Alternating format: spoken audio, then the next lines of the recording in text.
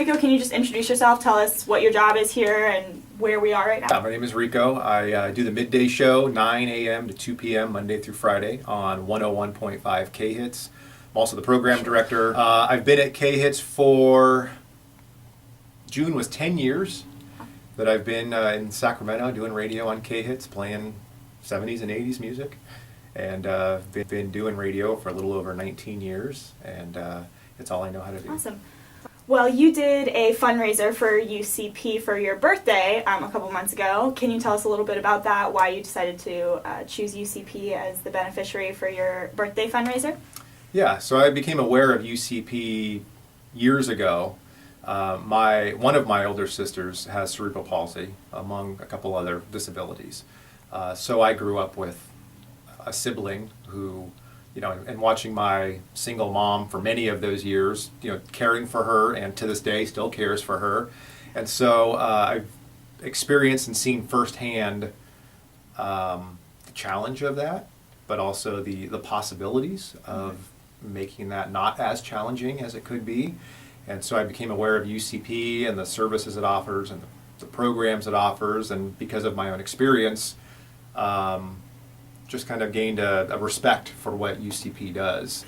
There weren't a lot of programs available when my sister and I were growing up. So there was a couple programs she would go to. Ultimately ended up in a special ed program, in the public schools, that fortunately where we were growing up were really good. But the caretaking, especially when my sister was really young, she was in and out of the hospital a lot with seizures, and and as medication got better to treat that stuff, that actually made the caretaking a little easier, and I think not as scary, because I remember being maybe 4 years old, we shared a bedroom, and being awakened by a major seizure at 4 years old and having to run to go get my mom, and next thing I know, we're in an ambulance on the way to the hospital. I mean, these things stand out that you realize everything it takes to care for someone who has disabilities. So in school, she, when I was in high school, she was in high school, but she can't walk, she can't talk, she's severely disabled. Right. But there was a program there where they had people who understood, and fortunately it was a public school program, so it was funded. Right. Otherwise, my mom wasn't going to be able to pay for something like that. So seeing the value of that. We also have a longtime family friend whose background is in special education, and she's been very hands-on with my sister. We're fortunate in that sense, because a lot of families don't have that, but with having her around essentially, our whole lives, I've seen the benefits of, good care for someone with disabilities and who understands their needs, because they can't a lot of times communicate for themselves. And so, seeing that growing up gives you a better appreciation for programs like the ones that UCP offers. Even though she can't verbally communicate, you see facial expression, you see when she recognizes a face, she physically gets excited when she sees someone, so definitely there's a value there.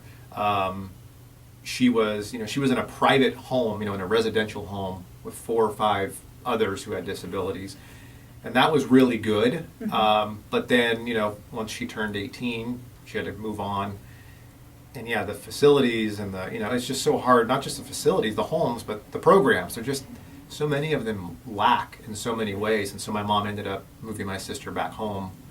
And you can see the difference, not only from the care at home, but being close to a program that offers more, that, when you're telling her that as you're walking out the door where she's going, and to see her get physically excited, that's better than laying in a bed all day. And unless you see it firsthand, it's hard to understand, I think, the value of these types of programs that UCP does. But it does make a difference. And those who can't verbally communicate, their family, the people close to them can see the differences in their lives, and how they're happy about it. You can still see those emotions. If you were going to tell people, anything about how to treat people with developmental disabilities, or how to have a relationship with those people, or having one in general, what would that be? Try to have empathy. Kind of like in any human interaction, take 10 seconds to figure out what it must be like for that person who's in the wheelchair or in the bed, or, and they're, I mean, the perception could be like they're trapped. Maybe they are, maybe they aren't. Sometimes we don't know that. But you can see the fact that they react to interaction, that there's a human being there.